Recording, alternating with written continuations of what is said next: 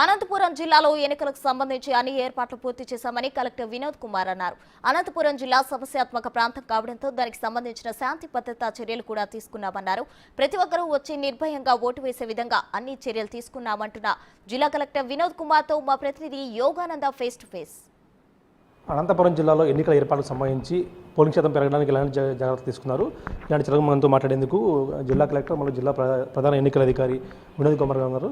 Sir చెప్పండి, ఎలాంటి ఏర్పాట్లు చేస్తున్నారు, పోలింగ్ శాతం పెరిగేందుకు ఎలాంటి చర్యలు తీసుకున్నారు సార్?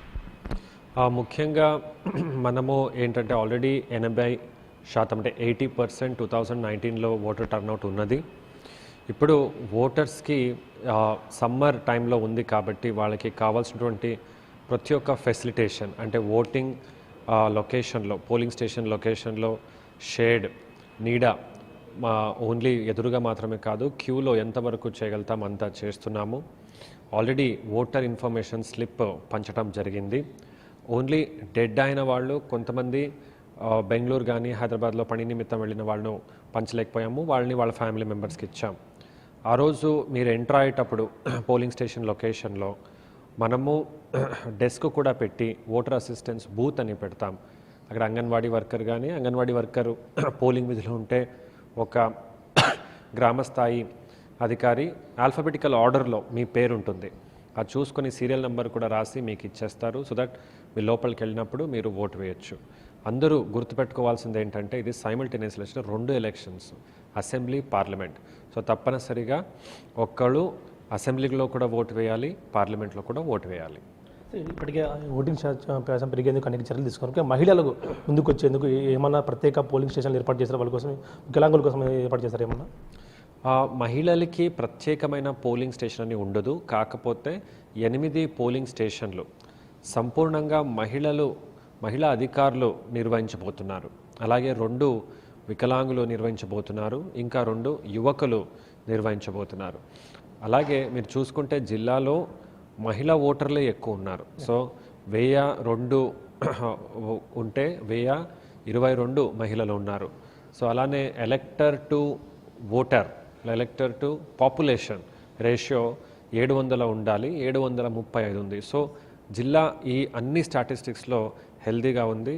నేను ఆశిస్తాను మహిళలు ఎక్కువ సంఖ్యలో వచ్చి ఓటు వినియోగం చేసుకుంటారని. అనంతపురం జిల్లా అనేది క్రిటికల్ ఏరియా, సమస్యాత్మక ప్రాంతాలు ఎక్కువ ఉన్న ఏరియా. ఇలాంటి ఏరియాలో ఎలక్షన్ ఎక్కువ జరిగేది సజావుగా జరిగేందుకు ఎలాంటి జాగ్రత్తలు తీసుకొస్తారు, ముఖ్యంగా పోలీసు విభాగం నుంచి కానీ శాంతి భద్రత విభాగంలో కూడా? సో అంటే 5 ఏప్రిల్ ఎప్పుడు చార్జ్ తీసుకున్నప్పుడు మొదటి కొన్ని రోజుల్లో చూస్తే క్రిటికల్ సంఖ్య చాలా ఎక్కువ ఉండేది జిల్లాలో. ఇంకా ఆంధ్రప్రదేశ్లోనే అతి ఎక్కువ క్రిటికల్ పోలింగ్ స్టేషన్స్ అని డిక్లేర్ చేయడం జరిగింది. ఇది అరౌండ్ జనవరి ఫిబ్రవరిలోనే కంప్లీట్ చేయడం జరిగింది. సో వచ్చిన తర్వాత రకరకాల కంప్లైంట్స్, క్యాండిడేట్స్ ఫలానా పోలింగ్ స్టేషన్ అని చెప్తున్నారు, ఫలానా పల్లెలు అంటున్నారు, ఇక్కడ ఇలాంటి ఇష్యూస్ అవ్వచ్చని వరీ లిస్ట్ చాలా చక్కగా వాళ్ళే ఇస్తున్నారు. ఇవన్నీ చూసి మనం ఏం డిసిషన్ తీసుకున్నానంటే జిల్లాలో 100% వెబ్కాస్టింగ్ చేస్తున్నాం. సో మొట్టమొదటి జిల్లా మనది రాష్ట్రంలో 100% వెబ్కాస్టింగ్ చేద్దాము. లోపల బయట 2 కెమెరాస్ ఉంటాయి. సో ఏం జరుగుతుంది అందరూ తెలుసుకుంటారు. అంటే ఎవరైనా ఏమైనా ఇబ్బంది పెట్టే ఆలోచన ఉన్నా సరే you will be captured and action will be taken on you immediately. So మనము ఐడెంటిఫై చేశాము, అది కసరత్ కూడా చేశాము. జిల్లాలో సెక్యూరిటీ ప్లాన్, డిప్లాయ్మెంట్ ప్లాన్ అన్నీ కూడా అప్రూవల్ అయినాయి. కాకపోతే అది కాన్ఫిడెన్షియల్ ఇన్ఫర్మేషన్ కాబట్టి మీ అందరికీ నేను తెలియజేయలేకపోతున్నాను.